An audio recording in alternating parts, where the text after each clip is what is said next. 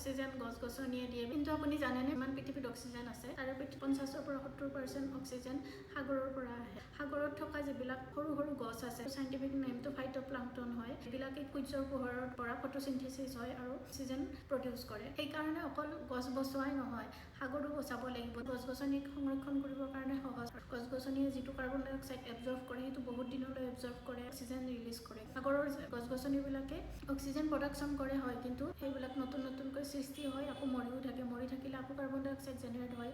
গতিকে তাত বস্তুটো যিমান প্ৰডাকশ্যন হয় সেই হিচাপত তাৰ কাৰ্বন ডাই অক্সাইডো গছ-গছনিবিলাক মৰি যোৱাৰ কাৰণে বেছি সময়লৈ এবজৰ্ব হৈ নাথাকে। গছক আমি বচাব বেছি সহজ পাওঁ। ৰক্ষা কৰিবৰ কাৰণে সকলোৱে পদক্ষেপ ল'ব পাৰে, কিন্তু সাগৰ হ'লে তাত এটা ডাঙৰ পদক্ষেপ লাগিব। সাধাৰণ মানুহ হিচাপে আমি বিচত গ'লে পৰিষ্কাৰ পৰিচ্ছন্নতাটো আমি সাৱধান হ'ব পাৰোঁ, কিন্তু গছ-গছনি হ'লে সৰু ল'ৰা-ছোৱালী এটাইও গছ-গছনি ৰক্ষা কৰিব পাৰে। গতিকে অক্সিজেনৰ কাৰণে আমাক গছ-গছনি আৰু সাগৰ সমানেই লাগিব।